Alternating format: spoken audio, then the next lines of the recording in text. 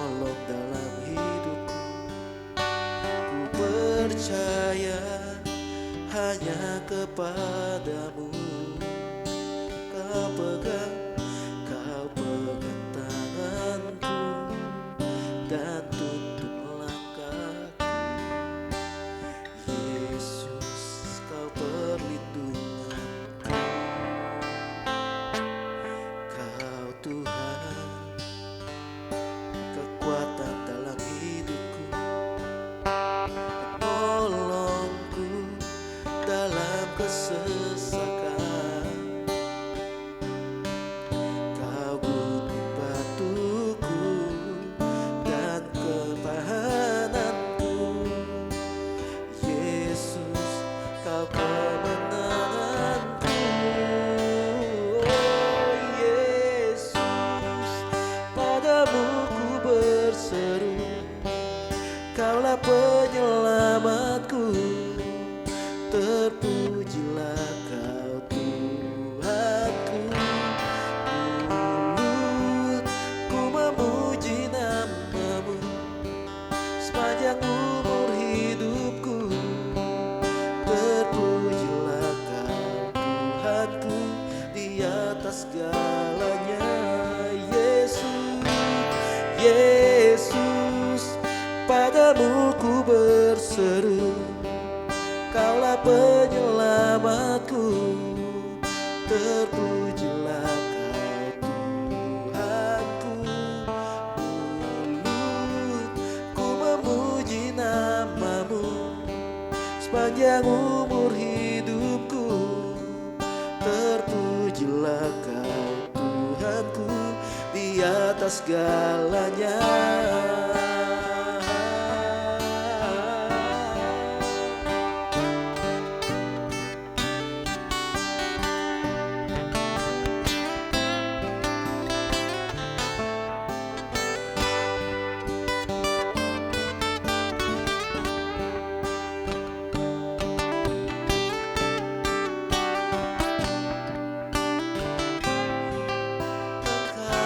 Penyelamatku Yesus, oh terpujilah Kau Tuhanku.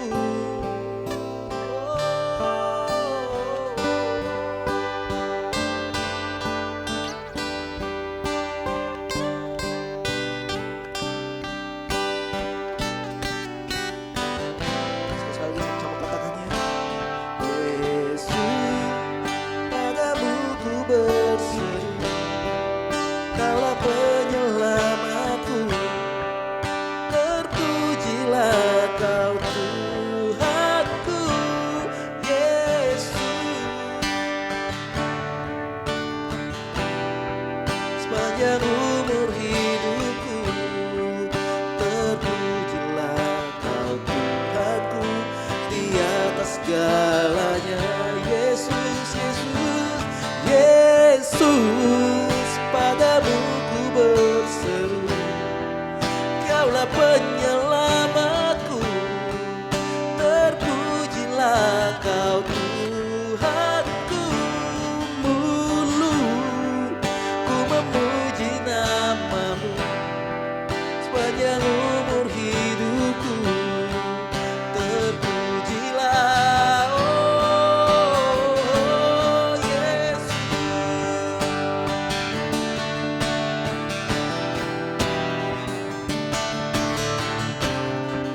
Terpujilah Kau Tuhanku.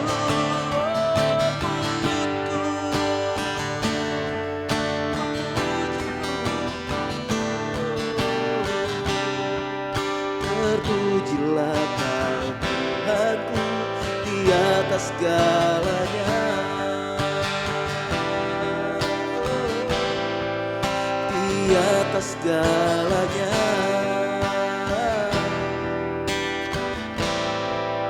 Di atas segalanya.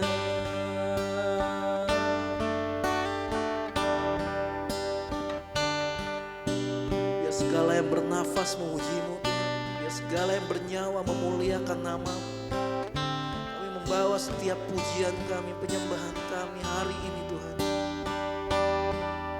untuk satu hati Tuhan, untuk membawa namamu semakin ditinggikan. Biarlah untuk hari yang khusus ini Tuhan, kami datang kepadamu untuk membawa setiap penyembahan kami, bawa korban syukur kami atas kebaikanmu, khususnya selama 1 minggu terakhir ini penyertaan Tuhan selalu dilimpahkan bagi kami. Terima kasih Tuhan, biar mulut kami menceritakan tentang kebaikan Tuhan dan hati kami meninggikan Engkau untuk setiap hal yang sudah Tuhan pernah kerjakan dan masih Tuhan kerjakan, bahkan akan terus Tuhan kerjakan dalam hidup kami. Terima kasih Bapa, berkaryalah Tuhan buat dalam ibadah kami hari ini. Berbicaralah, biar kami bisa menerima segala sesuatu yang memang diperlukan untuk menjadi anak-anak-Mu dimanapun kami berada. Terima kasih Bapa, dimuliakanlah nama-Mu Tuhan di atas segalanya. Dalam nama Tuhan Yesus kami sudah berdoa untuk syukur. Haleluya. Amin.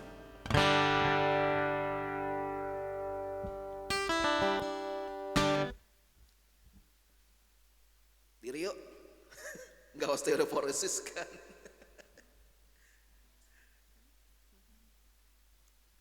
Yuk.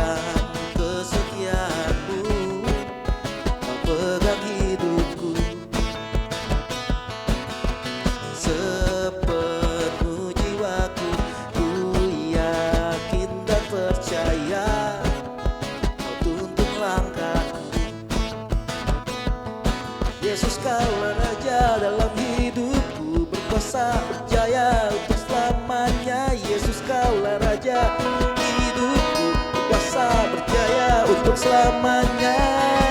Hanya Kau Tuhan, Kau berkekuatan, kuasa-Mu tercurah bagiku senantiasa. Dengan-Mu Tuhan, ku kan berjalan dari kemuliaan sampai kemuliaan selamanya.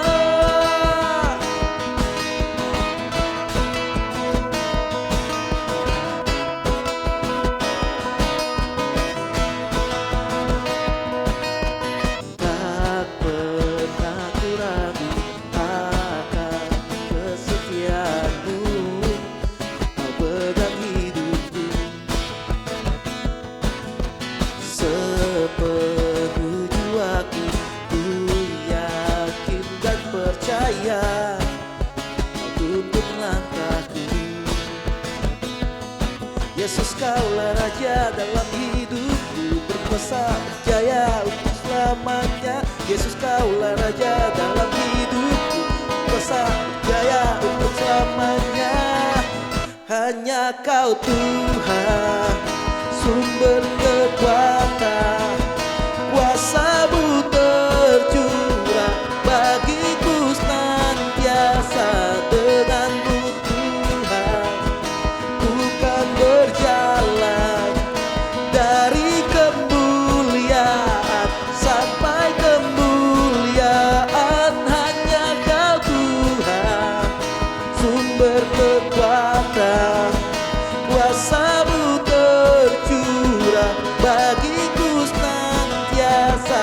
Dengan-Mu Tuhan, ku kan berjalan dari kemuliaan sampai kemuliaan. Lagi ya, dengan sumber kekuatan, kuasa-Mu tercurah bagiku senantiasa. Dengan-Mu Tuhan, dari kemuliaan sampai kemuliaan. Hanya Kau Tuhan, sumber kekuatan, kuasa-Mu tercurah bagiku senantiasa. Dengan-Mu Tuhan, bukan berjalan dari kemuliaan sampai kemuliaan selamanya.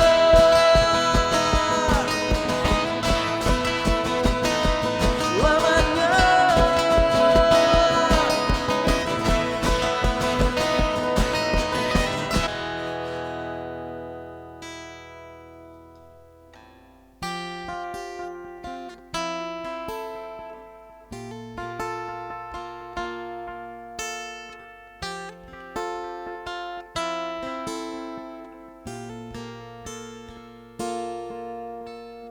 Tuhan adalah gembalaku, akan kekurangan aku. Dia memberikan aku kepada berumput hijau. Dia membimbing aku ke air yang tenang. Dia menyegarkan jiwaku. Dia menuntunku ke jalan yang benar oleh karena namanya. Sekalipun ku berjalan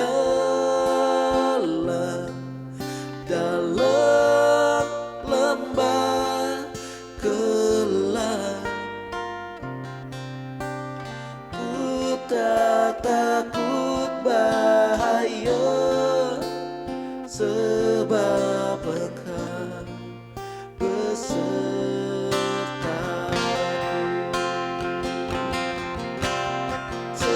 Sekalipun ku berjalan dalam lembah gelap,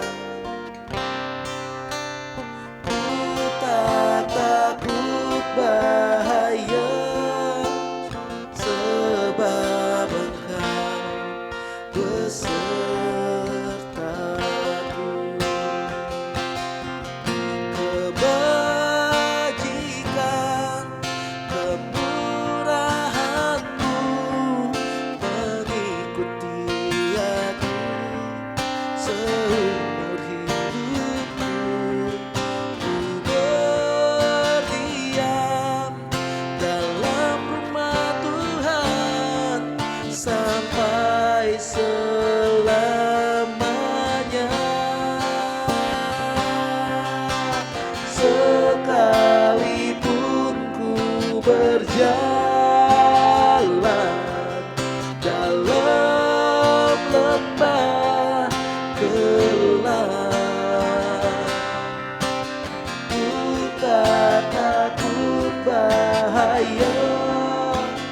sebab Engkau besertaku.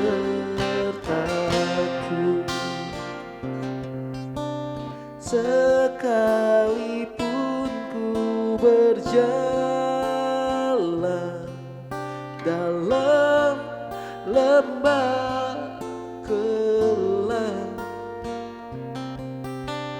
ku tak takut bahaya, sebab Engkau lagi yuk.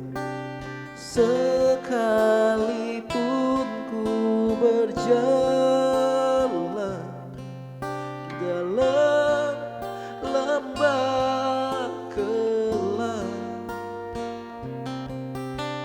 ku tak takut bahaya, sebab Engkau beserta. Yuk nyembah Tuhan yuk.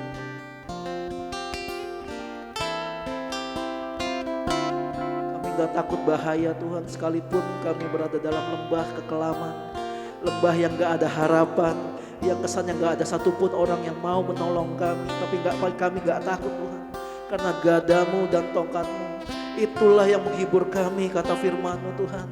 Biar hati kami disukakan karena kebaikan-Mu, dengan janji-Mu biar jiwa kami dipulihkan karena semua perkataan-Mu Tuhan.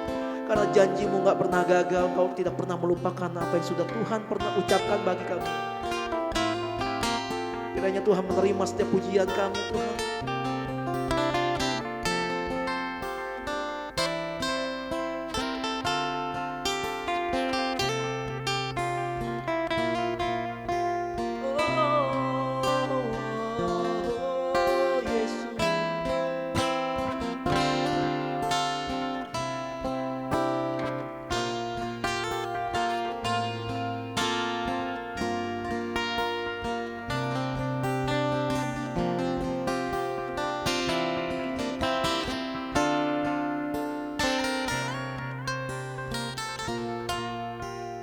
Sekali lagi nyanyiin lagu ini. Sekalipun ku berjalan dalam lembah gelap, ku tak takut bahaya,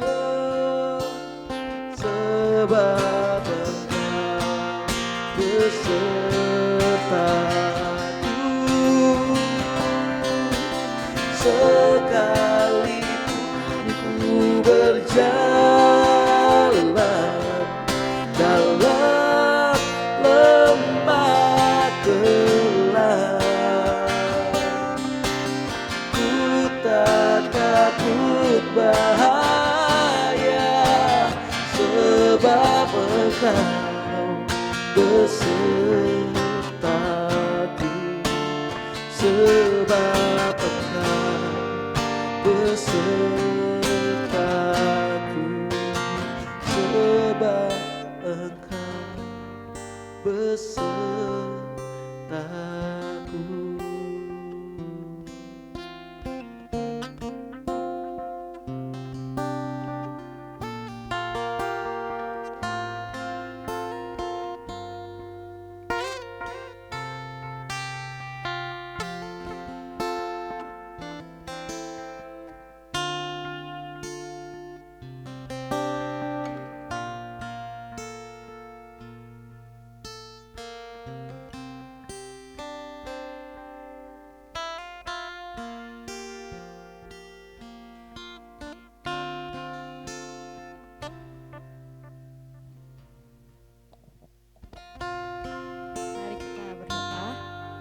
Yesus, terima kasih untuk hari ini kami bisa menikmati ibadah lagi Tuhan. Sebentar lagi kami akan mendengarkan firman-Mu. Biar Tuhan urapi hamba-Nya yang akan memberikan firman-Mu. Biar Tuhan urapi setiap perkataan, setiap mulut bibirnya Tuhan, supaya bisa memberkati setiap kami, bisa menjadi rema bagi setiap kami. Terima kasih, dalam nama Tuhan Yesus kami berdoa, amin.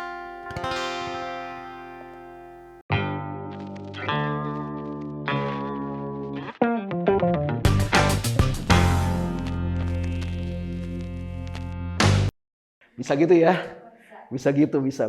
Oke, nggak apa-apa. Yang penting udah disepakati bersama. Gitu ya. Jadi nggak jadi masalah. Oke.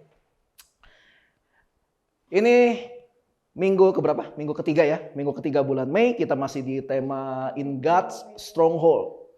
Dalam bentengnya Tuhan, dalam perlindungannya Tuhan. Benteng itu berbicara tentang kekuatan yang melindungi orang yang ada di dalamnya. Makanya kenapa butuh benteng.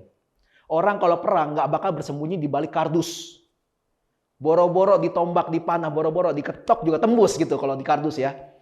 Tapi kalau benteng itu dibuat dari batu khusus yang emang dijamin kuat, dilapisin, dirapetin, nggak ada bocor segala macam. Mungkin pakai cat Katilax atau Dulux gitu biar nggak tembus dari hujan atau sebagainya gitu. Nah, kita akan belajar sebulan ini tentang dalam bentengnya Tuhan gitu. In God's Stronghold, dalam perlindungan Tuhan juga bisa berbicara seperti itu. Tapi orang-orang yang berada dalam perlindungannya Tuhan, orang-orang yang ada dalam lindungan Tuhan, supaya bisa mendapatkan perlindungan dari Tuhan, kita harus berada dalam jangkauannya Tuhan dan kita harus hidup dalam ketentuan yang memang sudah diberikan yang oleh pemilik dari benteng itu. Misalnya ada yang mau, oke, kok gue pengen tinggal di rumah lu, kok bisa gak? Boleh, selama kalau gue punya kamarnya gitu ya, tempatnya masih cukup, boleh. Tapi lu harus ikutin aturan rumah gue. Ya kan? Apalagi kalau sama gue mungkin masih agak ada banyak cengli-cenglinya. Tapi kalau sama istri gue, lo berani kotor. Wah. Lo berani buang sampah kagak bangun terus taruh gitu ya. Berani kalau lo berani buang sampahnya enggak kayak gitu, tapi tong sampah tuh lempar. Terus enggak masuk dibiarin. Wah, udah. Dikepang otak lu. Otak lu dikepang bukan rambut. Maksudnya tiap rumah ada aturan masing-masing kan ya. Siapa yang mau masuk ke dalam sini, lu harus ikutin aturan yang berlaku. Nggak bisa seenaknya. Makanya kenapa tiap gereja juga ada aturan masing-masing, betul ya? Tiap gereja. Ada gereja yang wajib banget kalau mau ibadah itu harus pakai kemeja, pakai jas gitu. Teman-teman kita di gereja kayak gereja suku gitu, kayak HKBP, gereja Jawa, itu gue salut banget gitu. Waduh, itu kalau yang perempuan kalau belum pakai kebaya, rambut disanggul, make up meriah gitu ya, nggak bakal ke gereja, nggak bakalan.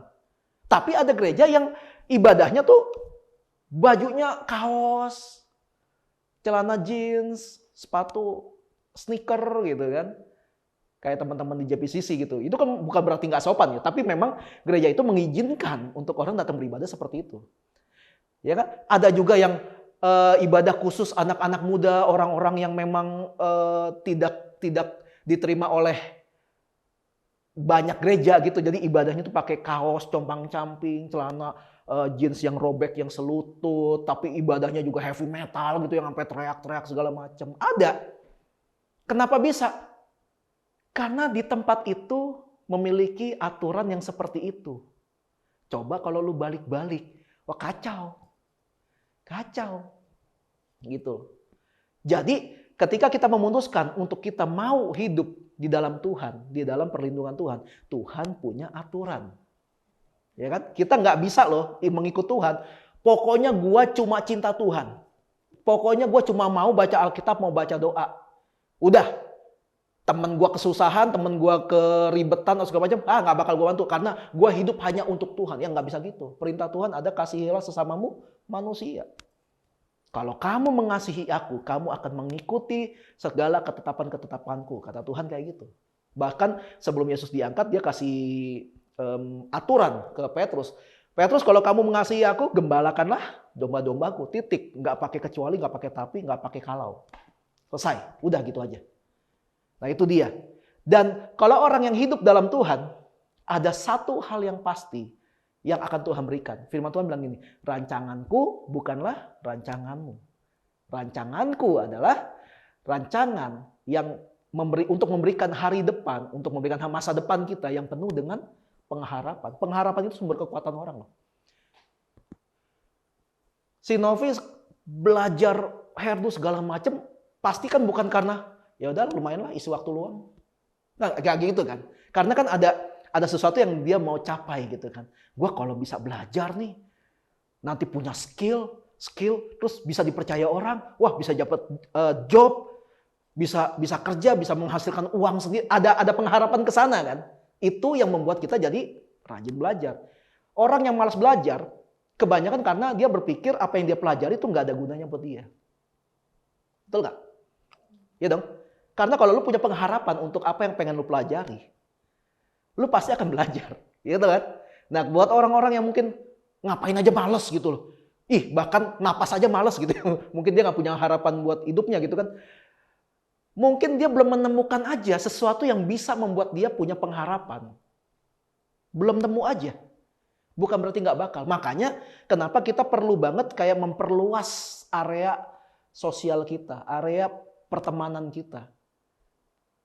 Kenapa? Supaya bisa ngelihat lebih jauh. Nggak usah temenan deh. Setidaknya lingkup kehidupan kita diperluas. Wah, lagi pandemi segala macam, nggak bisa keluar, nggak boleh ngumpul. Ada internet. Gue beberapa bulan ini lagi suka banget sama negara Cina. Ada satu tempat yang gue penasaran banget. Namanya gue lupa. Jiangning atau something kayak gitu. Pokoknya bukan Beijing, bukan Peking, bukan Shanghai, bukan itu.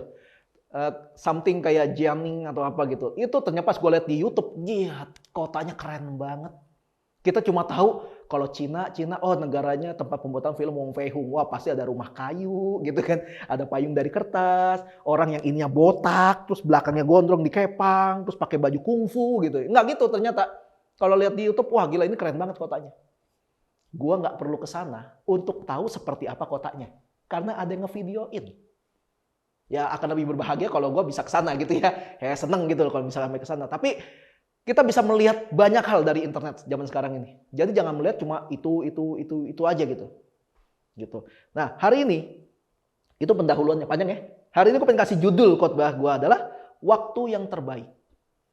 Dan percayalah kita tidak akan menyanyikan lagu waktu Tuhan pasti yang terbaik. Enggak bakalan. Cuma judulnya hari ini adalah waktu yang terbaik. Kita lihat firman Tuhan dalam Yeremia pasal ke-18 ayat ke-4. Nggak ada yang buka ya. Ya udahlah. Yeremia pasal ke-18 ayat yang keempat. Apabila bejana yang sedang dibuatnya dari tanah liat di tangannya itu rusak, maka tukang periuk itu mengerjakan kembali menjadi bejana lain menurut apa yang baik pada pemandangannya. Kita mungkin banyak yang dengar bejana gitu kan. Dari lagu rohani gitu, bagaikan bejana. Tapi bejana tahu nggak apa? Banyak yang nggak tahu, cuma tahu bejana ya udah bejana. Bejana itu kayak musibah, ada tanah longsor, ada banjir. Itu bencana ya. Bejana itu kalian tahu ini kan, tukang yang membuat kayak kendi dari tanah liat. Nah itu bejana itu. Hasil itu, kendinya itu ya itu bejana sebenarnya. Gitu. Nah dibilang gini. Kalau tukang periuk, dibilang yang bikin itu namanya tukang periuk atau kata lainnya itu penjunan, pembuat bejana. Kalau misalnya lagi dia buat, ada yang rusak, nggak bisa nih. Dibilang apa?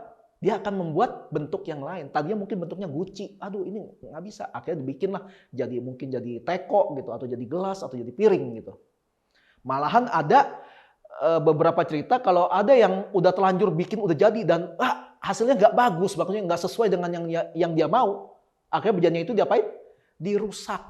Dirusak, diairin lagi, dilembekin lagi, dibentuk lagi. Seperti itu bejana.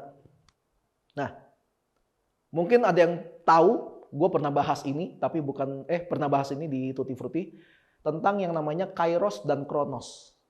Ini waktu, penunjuk waktu dalam Alkitab. Ada Kronos, ada Kairos. Kronos itu adalah rentetan peristiwa.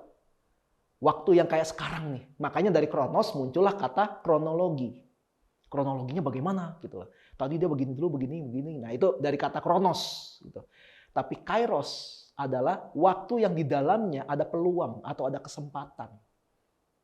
Kapan itu misalnya gini, si Livi belajar makeup. Nggak pernah dapat klien. Gitu. Tapi dia udah belajar, udah bisa, nggak pernah dapat klien. nggak sengaja ketemu orang, gue lagi cari make up artis nih, lu kenal nggak? Nah, itu ada waktunya, di dalam waktu itu ada peluang. Livi bisa ngomong, gue make up artis, butuh apa? Gitu. Jadi itu kairos. Itu kairos. Waktu yang di dalamnya ada peluang. Nah, rencana Tuhan itu bukan seperti buku takdir, tau nggak?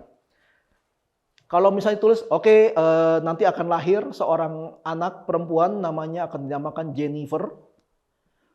Lalu dia usia balita, umur 5 tahun, bakal jatuhin makanan dari piring. Lalu pas SD kencing di celana, SMP bikin ulah, SMA keserempet beca gitu, atau pas gede jadi ibu rumah tangga. Pokoknya apapun yang dia kerjakan, dia lakukan, seberapapun usahanya, dia nggak akan bisa jadi wanita karir. Nah, nggak gitu. Rencana Tuhan nggak seperti buku takdir yang kita lakukan apapun tidak akan bisa mengubah itu. Nggak, bukan itu. Kita punya Tuhan yang nggak seperti itu, nggak picik seperti itu. Rencana Tuhan itu dibuat secara umum, secara garis besar. Tuhan bilang gini, dan kamu adalah umat pemenang, bahkan lebih dari pemenang. Udah, itu rencana Tuhan. Sama rencana yang tadi tuh, memberikan engkau hari depan yang penuh dengan pengharapan. Nah, kita bahas yang pemenangnya. Pemenang ini gimana maksudnya? Pemenang ini di mana? Menang di mana?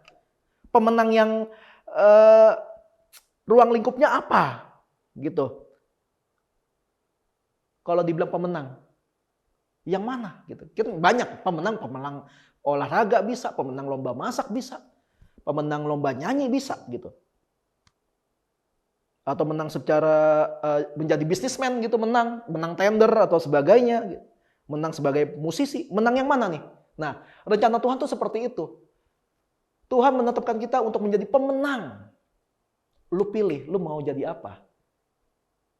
Ngerti nggak? Jadi rencana Tuhan itu secara garis besar. Kita bercontoh ya, Yakub dan Esau. Ketika mereka masih di kandungan, firman Tuhan cuma ngomong gini, di dalam perut ini, di dalam kandungan ini ada 2 bangsa besar yang akan lahir. Enggak dibilang tuh, yang satu namanya Israel, yang satu namanya Asyur. Enggak dibilang begitu. Tapi ada 2 bangsa besar akan lahir dari perut itu. Belum ketahuan kalau nanti Yakub namanya bakal berubah jadi Israel. Belum enggak dikasih tahu karena enggak ada yang tahu juga. Enggak dibilang juga kalau Yakub nanti akan menurunkan 12 suku Israel yang legendaris yang sampai hari ini masih ada. Belum dibilang. Ada proses yang harus dilewatin Ayub sebelum menjadi sebuah bangsa yang baru, yaitu umat perjanjian. Ada proses nipu bapaknya, proses membeli hak kesulungan kakaknya, proses kabur, proses melihat ada tangga dan malaikat naik turun ke surga, ada proses ditipu sama pamannya, ada proses salah nikah gitu, ada proses kabur dari mertuanya, ada banyak proses. Tapi sejak awal sudah ditentukan Yakub akan menjadi sebuah bangsa yang besar. Cuma belum dikasih tahu, belum ada yang tahu bangsa yang besarnya ini apa. Sekarang kalau gue bilang gini, Jenny, kamu akan menjadi seorang suksesor di bidang kecantikan. Yang kayak gimana gitu loh. Yang kayak mewakili produk apa? Mewakili produk tertentu kah? Atau lu membuat produk sendiri kah? Di Indonesia apa di luar Indonesia? Nggak ada yang tahu kan? Nggak ada yang tahu, tapi jalanin terus. Sama kayak gitu. Itu rencana Tuhan seperti itu. Nah, dan contoh lain lagi sejak seperti Adam. Adam sejak diciptakan, itu dibilang gini. Nggak dibilang kalau Adam akan melanggar perintah Tuhan dengan memakan buah yang dilarang. Nggak dibilang gitu. Adam diciptakan untuk mengelola bumi secara dan semua isinya. Adam diciptakan untuk mengelola bumi. Karena ini akan menyangkut, akan nempel ke pembahasan gini. Tuhan tahu nggak sih kalau Adam bakal melanggar perintah Tuhan? Tuhan tahu nggak sih kalau Yakub akan menjadi bangsa Israel? Kan orang suka mempertanyakan sesuatu yang nggak perlu ditanyain kan? Yesus tahu nggak kalau Yudas bakal mengkhianati dia? Pertanyaan kayak gitu kan bikin masalah baru kan ya? Kalau kita bilang tahu, kenapa Yesus pilih Yudas? Kenapa dibiarin dia berkhianat? kemudian dia mati gantung diri? Kalau nggak tahu, berarti Yesus bukan Tuhan. Bikin pusing diri sendiri gitu loh. Sesuatu yang nggak ditulis di Alkitab, lu cari tahu. Sedangkan yang udah ditulis di Alkitab, lu nggak pernah mau cari tahu.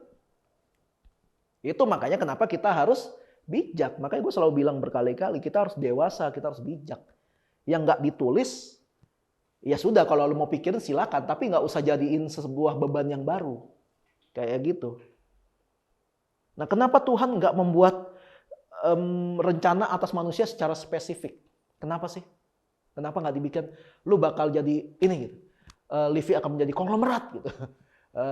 Nopi akan menjadi pengusaha angkot misalnya kayak gitu ya. Kenapa nggak spesifik gitu? Kenapa Tuhan nggak kasih spesifik? Karena Tuhan yang kita sembah, Tuhan Yesus, itu Tuhan yang menikmati proses. Bayangkan kalau kita punya Tuhan adalah Tuhan yang nggak mau menikmati proses. Ketika dia lahir ke dunia menjadi Yesus, nggak bakalan mau lewat bayi, langsung gede aja udah. Ya mana salibnya, mana salib. Datang gitu langsung salib, cep selesai. Kurang dari 2 hari. Rencana penembusan umat manusia berhasil gitu. Nggak gitu. Nggak gitu. Ada proses yang harus dilewati. Tuhan itu tidak akan melanggar yang dia katakan. Dari mana kita tahu kalau Tuhan itu adalah Tuhan yang kita sembah, adalah Tuhan yang menikmati proses. Kita lihat dari proses penciptaan. Yang pertama apa Tuhan menciptakan? Nah, terang dan gelap. Lalu ketika selesai diciptain dibilang apa? Dan Allah melihat semuanya itu baik. Berapa lama dia lihat sampai dia bilang baik? Waktu itu belum ada satuan waktu kan? Kan belum ada bumi, belum muter.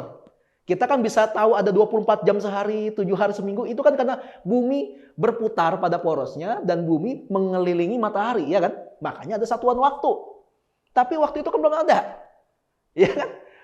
Kenapa penulis kitab Kejadian bilang hari pertama? Karena penulisnya juga bingung. Iya, satuannya apa ya? Maksudnya tuh kayak tahap pertama penciptaan gitu adalah Tuhan menciptakan terang dan gelap. Setelah jadi terang, jadi terang, jadi gelap. Tuhan menikmati. Dia lihatin, wah terang keren. Bisa nggak kalau Tuhan melihat terang dan gelap itu selama 40 juta tahun? Baru dia bilang, oke. Dan Tuhan melihat semuanya itu baik. Bisa nggak? Bisa banget. Karena belum ada satuan waktu. Belum ada satuan waktu. Kemudian dia menciptakan, hari kedua dia menciptakan cakrawala. Ketika cakrawala jadi, Tuhan liatin lagi 5 juta tahun. Baru dia bilang, dan Tuhan melihat semuanya itu baik. Bisa nggak? Bisa. Tuhan menciptai apa? Tuhan menikmati proses. Ini kebaikan Tuhan. Dia menciptakan terang dan gelap, menciptakan cakrawala, lalu memisahkan daratan dan lautan, menciptakan tumbuh-tumbuhan dan hewan-hewan merayap, lalu dia menciptakan hewan-hewan ternak dan sebagainya. Dan semuanya, ketika semuanya itu udah jadi, yang terakhir dia ciptakan apa? Manusia. Semuanya udah disediain dulu sama Tuhan. Baru Tuhan ciptakan manusia.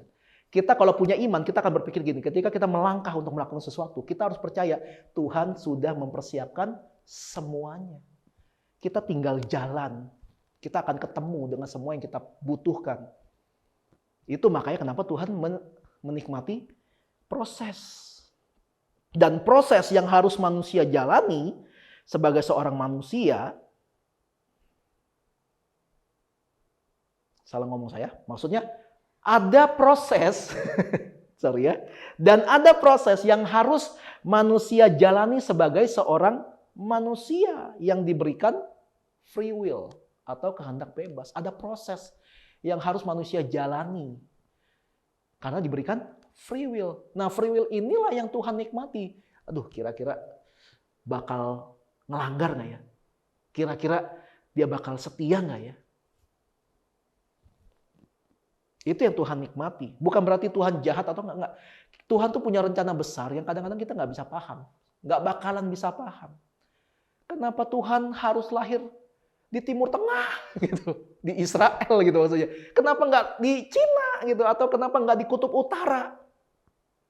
Ya nggak tahu. Tuhan punya rencana. Oh, karena umat perjanjian itu di Israel. Oke. Kenapa yang dipilih orang Israel jadi umat perjanjian? Kenapa nggak Afrika? Kayak gitu maksudnya. Nggak ada yang tahu kan? Ya itu keputusan Tuhan. Ada hal-hal yang kita kalau jelasin juga nggak bakalan ngerti. Otak kita tuh ketutup sama tempurung tengkorak gitu loh. Nah, kehendak bebas inilah yang menjadi bagian paling seru dari manusia, kehendak bebas. Tahu nggak?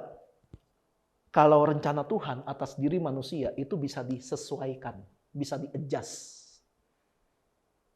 Harusnya ke ini nih. Tapi something happen di tengah jalan, ke sini deh. Bisa disesuaikan. Tahu nggak? Nah, dalam mengikut Tuhan itu yang penting apanya? Yang penting adalah goalnya. Yang penting goalnya. Entah ketika kita mulai dengan malas-malasan atau dengan semangat. Apakah kita memulai hidup kita sebagai anak Tuhan itu dengan kebencian atau dengan sukacita. Atau dengan apapun motivasinya kita ada sekarang tempat ini. Yang penting goalnya. Karena ketika kita mulai, kalau salah bisa diperbaiki. Tapi kalau udah sampai goal, lu gak bisa perbaiki apa-apa. Betul gak? Kalau lu melakukan sesuatu di awal itu salah, bisa diperbaiki kok. Make up di tengah jalan ada yang salah, bisa diperbaiki dong. Tapi kalau udah kelar, udah di pesta, aduh bulu matanya satu tebal satu tipis, gimana mau perbaikinnya? Tuh, jangan udah di gerbang, udah mau jalan ke pelaminan, mana bisa. Yang penting goalnya. Yang penting goalnya. Istri gue pernah cerita ada satu makeup artis lah dengan attitude yang nggak baik. Tapi kenapa dia masih banyak dipercaya sama orang? Karena make upnya bagus banget. Jadi orang bisa mengkesampingkan attitude-nya. Karena hasilnya orang banyak suka. Jadi banyak orang lihat yang penting goalnya kan. Ada orang yang memakai, gue punya project, gue butuh vendor. Vendornya ini, waduh kelakuannya kayak preman gitu, kayak nggak bisa diatur. Tapi ketika dia lakukan semua tugasnya itu berjalan dengan baik, semua hasilnya keren. Gue bisa mengesampingkan kelakuannya dia karena goalnya itu bagus banget. Jadi bukan soal kita mulainya dengan apa, enggak, tapi kita mengakhirinya dengan apa. Goal sebagai anak Tuhan adalah hidup memerintah bersama dengan Tuhan. Kita udah belajar di Tutti Frutti, gue gak pernah lihat di ayat Alkitab manapun kalau Tuhan menciptakan manusia supaya ketika mati mereka untuk masuk ke surga. Gue gak pernah baca itu. Tapi ada tulisannya gini, manusia yang percaya sampai pada akhirnya akan diangkat Tuhan untuk memerintah bersama-sama dengan Dia. Nggak pernah dibilang di surga apa di mana. Tapi yang penting di mana manusia itu ada, di situ Tuhan ada. Ya gitu. Jadi goalnya adalah untuk hidup memerintah bersama-sama dengan Kristus. Jadi kalau seandainya ketika kita memulai hidup sebagai anak Tuhan, kitanya malas-malesan, ketika mulai, bisa aja goal untuk bersama-sama dengan Kristus bisa digenapi. Ketika kita mulai sebagai anak Tuhan dengan malas-malasan, goal untuk bisa hidup memerintah bersama dengan Kristus itu bisa digenapi. Lah caranya gimana? Kan mulainya malas-malasan. Kok bisa goalnya hidup bersama dengan Kristus? Caranya adalah dengan proses. Dari proses itulah kita akan melihat banyak hal. Dan kita bakal disadari, ternyata selama ini gue salah. Ternyata selama ini gue benar. Ternyata selama ini gue ada yang perlu diperbaiki nih, udah benar cuma masih ada yang kurang. Proses itu yang membuat kita berpikir. Jadi bukan soal mulainya, tapi soal goalnya. Tapi di antara mulai dan goal itu ada proses. Nah, kita mau ambil prosesnya enggak? Karena dalam proses ada pembentukan diri. Kalau kita lihat dalam Wahyu pasal 3 ayat 19 dibilang, barang siapa kukasihi ia kutegur dan kuhajar. Sebab itu relakanlah hatimu dan bertobatlah. Dalam proses pembentukan diri ada teguran dan ada hajaran dari Tuhan. Karena Dia mengasihi kita. Dalam proses awal kita sebagai anak Tuhan ada kehendak bebas. Kehendak bebas itu isinya luas. Pilihannya tuh ada banyak. Nah, dalam kehendak bebas ada proses yang akan membentuk kita sesuai dengan kehendak yang sudah kita pilih. Gue mau jadi anak Tuhan. Pilihan kita kan? Gue mau pilih jadi Kristen, itu pilihan kita. Ya kan? Bisa nggak kita pilih yang lain? Bisa. Kenapa lu pilih Kristen?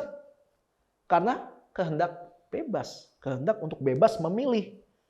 Nah ketika kita memilih untuk jadi anak Tuhan, ada proses, betul nggak?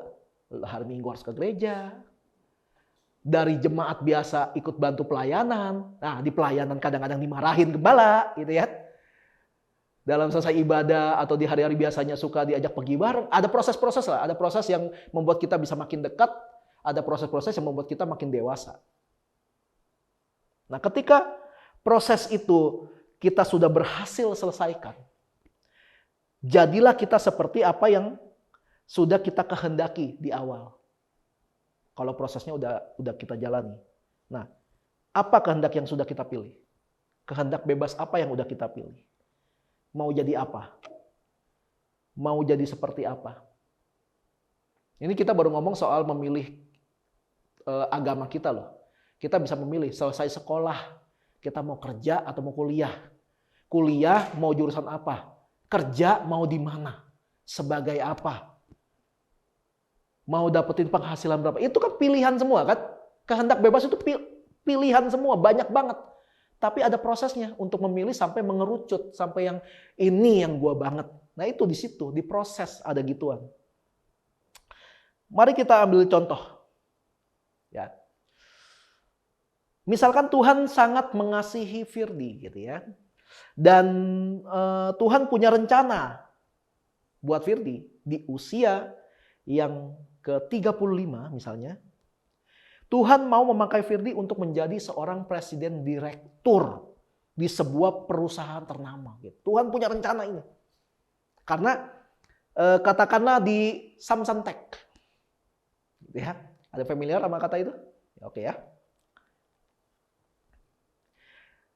Dan itu juga yang sudah menjadi doanya Firdi. Gue berdoa gitu. Tuhan, gue mau jadi presiden direktur di Samsung Tech gitu. Wah, doa doang ya. Dan Tuhan menyetujui itu. Dan Tuhan udah planning nih. Oke, kalau Firdi ini melakukan semua tugas yang dia punya, usia 35 jadi nih presiden direktur di Samsung Tech gitu ya. Tapi dalam prosesnya ternyata si Firdi ini males untuk ngulik semua ilmu, semua pengetahuan yang dibutuhkan untuk menjadi seorang presiden direktur perusahaan. Karakternya nggak mau diubah. Seperti layaknya seorang presiden direktur. Nggak mau. Gue cuma mau doanya doang. Mau jadi presiden direktur Tuhan. Gitu. Tapi nggak mau ambil prosesnya. Dan ini dilakukan terus gitu. Males-malesnya ini dilakukan terus. Ya, lihat TikTok melulu, lihat IG melulu. Cepuin orang terus. Ya, stalking orang terus. Tapi nggak pernah mau belajar tentang jadi presiden direktur. Sampai akhirnya ketika usianya melewati 35 tahun, harusnya sudah waktunya jadi presiden direktur nih. Firdi masih bukan seorang presiden direktur. Padahal sudah rencana Tuhan. Tuhan udah punya rencana nih, 35 tahun jadi presiden direktur. Tapi pada waktunya tetap nggak jadi presiden direktur. Kenapa? Nggak mau menjalani prosesnya. Lalu ketika Firdi usianya 40 tahun, si Firdi baru mikir, kalau yang dilakukan selama ini nggak benar. Usia 40 tahun baru mikir, nggak benar nih, gue nggak bisa kayak gini. Dan akhirnya dia bertobat dan dia kembali berdoa, Tuhan, gue kali ini sungguh-sungguh mau jadi presiden direktur gitu.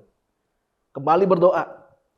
Lalu benar-benar menjalani prosesnya, belajar untuk jadi presiden direktur, mengulik, terus membentuk karakter yang dibutuhkan untuk menjadi seperti seorang presiden direktur. Akhirnya di usia 45 tahun Tuhan udah melihat semua yang sudah Firdi lakukan, proses yang sudah dilakukan, dan kesiapannya, mentalnya udah siap, otaknya udah siap, fisiknya udah siap. Udah siap nih udah memimpin perusahaan. Akhirnya dikabulkan doanya Firdi. Di usia Firdi yang ke-47 tahun. Tuhan menjadikan Firdi sebagai seorang pemimpin di sebuah restoran. Lah kok kenapa gitu? Doanya kan pengen jadi presiden direktur di sebuah perusahaan besar. Lah kenapa jadi pemimpin restoran? Tadi kita udah dengar kan soal kairos. Betul? Waktunya Tuhan, di dalamnya ada kesempatan. Kalau kita lihat dalam Pengkhotbah pasal 3 ayat pertama, dibilang gini, untuk segala sesuatu ada masanya. Untuk apapun di bawah langit ada waktunya. Untuk segala sesuatu ada kairosnya, ada waktunya. Kairos untuk Firdi jadi presiden direktur adalah ketika dia berusia 35 tahun. Perusahaan itu membutuhkan seorang presiden direktur yang takut Tuhan, yang cinta Tuhan. Ketika si Firdi itu usianya 35 tahun. Tapi karena nggak taat, kairosnya Firdi lewat. Gua juga gak datang ke perusahaan itu, gua juga gak belajar. Akhirnya ketika si Firdi berusia 35 tahun, kairosnya lewat. Ditinggal. Kenapa di usia 47 tahun itu, Firdi gak dikasih buat jadi presiden direktur? Kenapa? Kenapa gak dikabulin? Kan udah taat nih, walaupun udah lewat nih ya. Tapi kenapa gak dikasih kesempatan untuk jadi presiden direktur di Samsung Tech? Karena di Samsung Tech itu, akhirnya karena enggak kesiapan gue di usia 35 tahun, Tuhan sudah memilih anak Tuhan yang lain untuk jadi presiden direktur di sana. Masa iya hanya karena gue bertobat di usia ke-45 tahun, lalu Tuhan mengusir anak Tuhan yang lain hanya karena ada anak Tuhan yang satu berdoa untuk jadi presiden direktur di sana? Ya Tuhan gak gitulah. Dalam Tuhan itu gak ada anak mas. Nggak usah jadi anak mas, capek, diremes-remes, gitu. Anak mas kan. Mi. Mungkin menurut pemandangan Tuhan, kalau Firdi tetap jadi presiden direktur di Samsung Tech pada usia 47 tahun, perusahaannya itu nggak akan maksimal. Karena usianya udah terlalu tua. Kalaupun si Firdinya sangat excellent, paling lama berapa lama sih jadi presiden direktur? Karena usianya udah 47 tahun. Betul nggak? Itu cara Tuhan. Ini sama kayak pertanyaan gini. Berapa kali kan ada yang pernah ngomong gini kan. Aduh ya Tuhan, kita berdoa yuk supaya besok ibadah jangan hujan. Di rumah ini berdoa nih. Besok jangan hujan Tuhan. Di sebelah ada orang Kristen juga berdoa supaya hujan. Panas Tuhan. Terus yang mana yang Tuhan kabulin? Sama-sama anak Tuhan. Ya kan? Sama-sama anak Tuhan. Masa kalau satu dikabulkan, satu nggak dikabulkan terus dibilang lu kurang taat. Masa gitu? Ada hukum alam, ada prosesnya. Kapan hujan, kapan terik, itu ada waktunya. Segala sesuatu di bawah bumi ada waktunya. Makanya jangan sampai kairosnya kita kelewat. Gue udah bilang berkali-kali, tidak pernah ada ruginya ketika kita mau belajar tentang sesuatu. Livi lagi belajar nyanyi nih sekarang nih. Wes, mau jadi artis di House of Messianic Encounter. Dia nggak punya tujuan jauh, maksudnya nggak punya tujuan bakal ngikut Indonesian Idol, nggak ada tujuan. Maksudnya emang pengen aja, pengen bisa. Tapi gue selalu bilang gini, nggak ada yang rugi dari sesuatu yang kita pelajari. Even si Livi sekarang belajar ngejahit, gue dukung. Buat apa? Nggak tahu, belajar aja. Ya sudah, belajar. Ilmu itu selalu kepake. Ilmu itu selalu kepake. Kamu mau pelajarin apa? Gue mah nggak ada passion. Aduh, sorry ya, passion itu omong kosong Bapak Ibu. Nggak ada guna lo kalau punya passion tapi nggak punya ketaatan. Percuma passion lo. Passion itu dijalani. Ketika lo jalani, lo suka, menghasilkan dan punya dampak, itu akan jadi passion lo. Emangnya Livi pertama kali jadi makeup, passionnya di makeup? Kagak. Kalau bukan karena tuh ada orang satu cemplungin dia ke makeup, nggak bakalan. Ada yang nyemplungin dia. Ini orangnya. Nggak ada passion, tapi lama-lama dijalani. Ternyata dia suka sama passion. Jadi passion itu nggak pernah di awal. Passion nggak pernah di awal. Even make up sampai hari ini bukan passionnya pun, dia tetap bisa excellent. Kenapa? Dia lakukan dengan benar. Dia lakukan dengan sepenuh hati gitu. Kenapa? Karena mungkin ada pertimbangan, ya gue cari duitnya di sini. Ya kan? Akhirnya passion akan dikalahkan oleh kebutuhan hidup. Jadi jangan pernah kejar passion. Kejar Tuhan. Kejar janjinya Tuhan. Jangan kejar passion. Passion bisa nyusul. Nggak ada kisahnya main musik itu kan seni ya. Seni kan pakai jiwa pakai perasaan. Jadi kalau kita nggak ada passion di dalamnya, hasil nggak bakal maksimal deh. Ntar dulu. Ntar dulu, nggak semua orang yang hasilnya bagus karena punya passion. Tapi orang itu tahu caranya mengerjakan kerjaannya dia dengan benar. Dia tahu. Walaupun nggak ada passion. Makanya kemarin kita dapat satu ungkapan bagus banget. Kalau hobi kita jadiin kerjaan. Terus ketika kita stres sama kerjaan kita mau kabur kemana? Hobi lu apa? Hobi gue jalan-jalan. Oke. Tapi ketika hobi lu itu yang jalan-jalan jadi kerjaan, lu stres, lu mau kemana? Gue mau jalan-jalan lah. Jalan-jalan kerjaan gue. Dan kerjaan gue yang bikin gue stres. Mau ngapain terus? Mau tiduran lah. Tidur adalah hobi gue. Terus tiba-tiba gue bosan sama tidur. Nah terus ngapain? Hati-hati makanya ketika kita memilih sesuatu.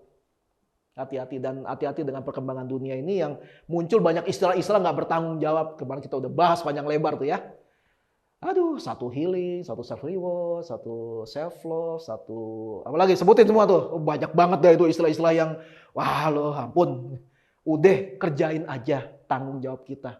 Kita punya hak, tapi kita punya kewajiban. Itu yang kita lakukan. Apalagi kita punya status sebagai anak Tuhan. Jadi paham kan? Kalau rencana Tuhan itu bisa disesuaikan. Betul ya? Ambil contoh sekali lagi, si Livi. Livi udah punya skill nih. Tapi skillnya masih kurang untuk bisa mencapai satu targetnya dia. Yaitu misalnya dia mau jadi makeup artist khusus kepresidenan misalnya. Skillnya bagus. Tapi ada yang belum dia kembangin. Nah ketika kesempatan itu datang, presiden tanya, kamu bisa nggak makeup daerah? Misalnya kayak gitu ya. Wah nggak bisa Pak. Oh ya sudah, saya cari orang lain. Padahal itu ada kairosnya. Tapi karena nggak mau pelajari, kelewat. Tapi suatu hari nanti ketika dia mulai pelajari makeup daerah segala macam, tetap kepake. Tapi kairos untuk menjadi makeup artisnya kepresidenan sudah lewat. Tetap bakal excellent, tetap. Cuma bukan di kepresidenan. Kayak gitu kalau kita sampai melewatkan kairos. Jadi kairos itu bisa disesuaikan. Tuhan gak jahat. Tuhan punya lebih dari 1 miliar rencana pengganti untuk kita. Walaupun yang awalnya salah. Selama kita bertobat kembali apa Tuhan, ada rencana lagi pengganti untuk itu. Bukan karena Tuhan jahat ya, tapi karena memang Tuhan tahu yang terbaik untuk kita pada waktunya. Jadi Tuhan tahu yang terbaik buat kita, termasuk kapan waktu yang terbaik untuk kita mendapatkan itu. Tuhan tahu kapan yang terbaik waktunya kita punya mobil. Ya kan ya? Tuhan tahu kapan waktunya yang terbaik. Enggak ketika kita, Tuhan pengen mobil, besok dapat. Enggak. Tuhan tahu kapan waktu yang terbaik. Kita lagi berdoa nih, pengen punya rumah gitu kan. Tuhan pasti tahu, Tuhan akan berikan pada waktu yang terbaik itu. Nggak tahu kapan. Di situ serunya ngikut Tuhan. Makanya dalam kitab Yeremia di awal yang kita baca, Tuhan menggambarkan dirinya seperti tukang periuk. Jadi ketika periuk atau bejana yang sedang dibuat itu rusak, rencana Tuhan atas kita suatu hari kita sendiri merusak itu. Dan kita bertobat, dia akan tetap membentuk diri kita. Tapi dalam bentuk yang lain. Dikatakan yang bagus menurut pemandangannya si tukang periuk. Yang menurut Tuhan bagus.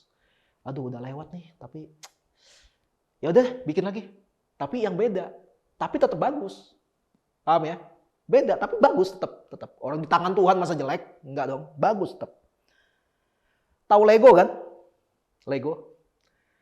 Kalau misalnya kalian punya Lego, bikin istana misalnya gitu. Tapi kalian waktu bikin di 60% bikin sebenarnya kalian ada salah taruh. Makanya ketika pas udah di 95% jadi, ada yang salah. Ada yang salah. Gimana nih caranya? Gimana nih caranya gitu. Terus datanglah orang yang lebih paham tentang Lego. Loh ini udah salah di sini nih. Loh ini bisa nggak dicabut terus dipasang yang nggak bisa. Itu harus bongkar semua. Ya mulai dari awal dong. Ya iya. Ya capek dong. Iya, ya udah sini, nggak apa-apa, gue bantu, dibantu. Akhirnya Legonya dirombak, dihancurin lagi, dibikin dari nol. Tapi hasilnya jadi sempurna, jadi perfect. Kenapa? Ada yang lebih paham, bantuin ngerjain. Kayak gitu. Ketika kita sok tahu sama hidup kita, Di tengah jalan kita salah, kita jadi rusak sendiri di tengah jalan. Kita bertobat, ada kalanya Tuhan akan ngerombak hidup kita. Kesannya kita dibawa ke titik terbawah. Kesannya kok hidup gue tambah hancur sih sejak gue terima Yesus?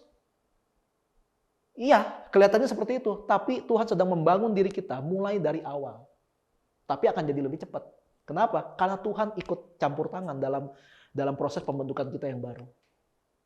Walaupun tidak seperti yang kita mau awalnya, tapi tetap akan bagus. Karena Tuhan ikut campur tangan. Di awal mungkin Tuhan nggak ikut campur tangan. Karena kita nggak kasih. Tapi di kedua ketika kita bertobat, emang akan dihancurkan dari nol. Harus mulai lagi dari awal. Tapi ada campur tangan Tuhan. Itu di situ kebaikannya Tuhan. Kalau kalian tahu nih, sound system nih, coba kalau misalnya gue kasih tugas kalian, Nopi tolong dong, nyalain suara gitar. Hah? Yang mana kok? Cari tahu dong gitu. Nah kadang-kadang kalau gue pernah nanganin satu sound system sebuah gereja, itu ini sub di mana ini speaker, kabelnya, waduh kabelnya ampun-ampunan gitu berantakan. Nggak ada cara lain selain cabut semua colokan. Mulai dari awal. Terus didata, oke, kabel ini buat ini, kabel ini buat ini, kabel ini buat ini, oke coloknya di sini, posisinya sini, colokan ini di sini. Harus mulai dari nol. Tapi hasilnya akan jauh lebih memudahkan orang yang pakai. Gitu, itu pun cara Tuhan. Kalau kita udah rusak, terlanjur rusak, kita bertobat, Tuhan akan membuat diri kita seolah-olah dirusak sama Tuhan. Tapi sebenarnya Tuhan sedang membangun kembali hidup kita untuk jadi lebih baik lagi. Coba renungin deh. Apakah ada rencana Tuhan atas kita yang ternyata udah kelewat? Harusnya. Kemarin kita ngobrol banyak ya. Kayak ngomong apa? Gue suka mikir gini loh. Gue belajar makeup sebenarnya nggak telat-telat amat. Tapi gue berpikir kayak seandainya gue belajar dari dulu gitu. Mungkin sekarang bakal ya kayak gitu kan.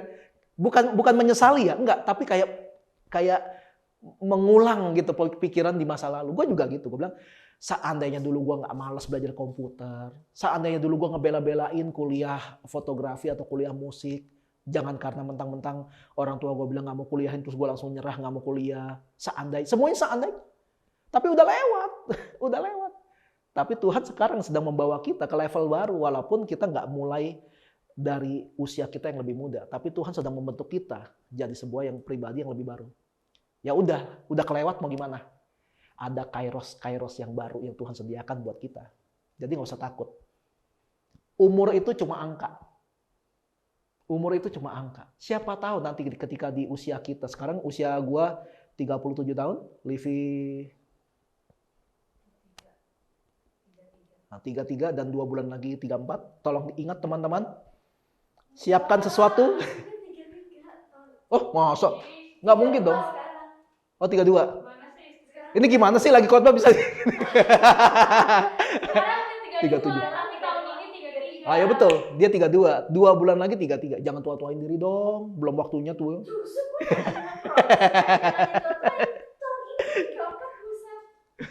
Biar masuk.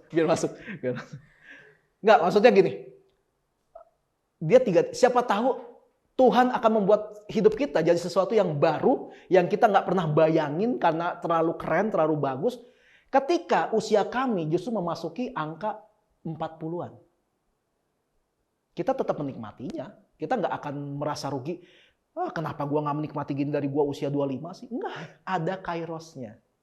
Ada kairos. Mungkin kalau kita menikmati semua kemewahan itu di usia 25, kita akan jatuh dalam dosa yang lebih parah lagi.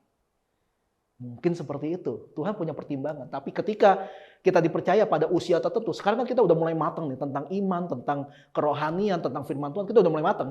Jadi kalaupun disodorin kemewahan, disodorin hal-hal yang mungkin materi, itu nggak akan terlalu membuat kita jadi jatuh karena menikmati materi. Justru kita semakin diberkati Tuhan, kita selalu semakin yuk doa yuk.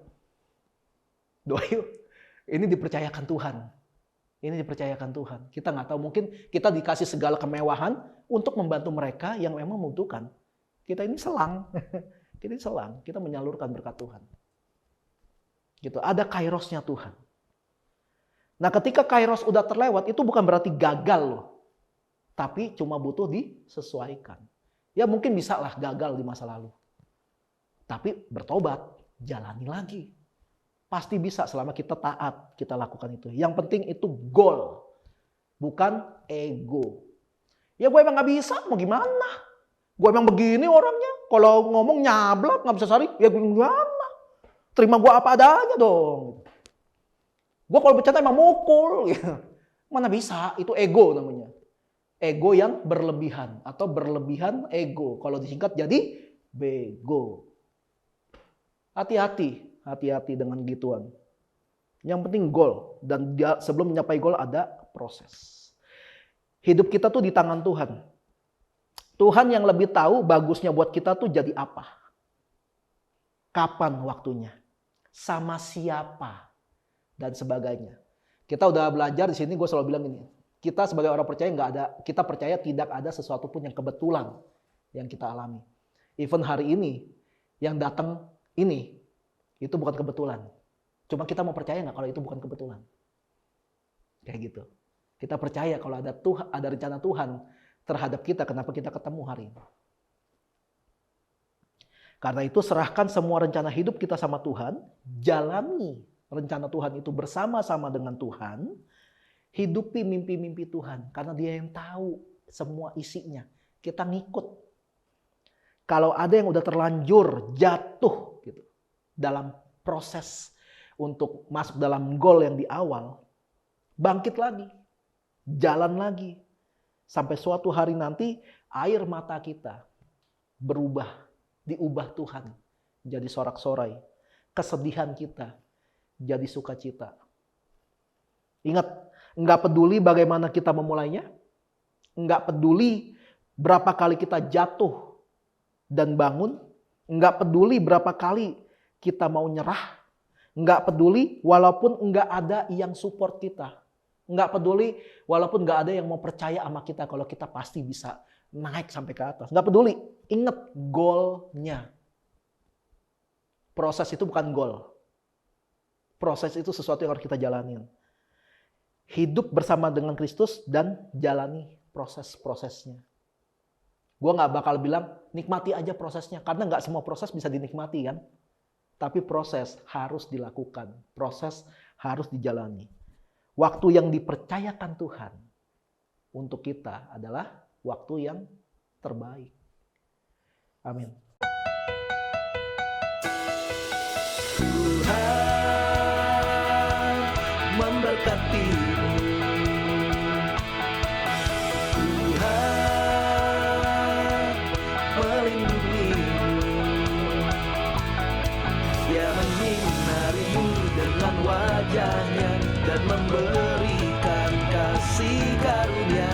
Tuhan menghadapkan wajahnya dan memberi damai sejahtera.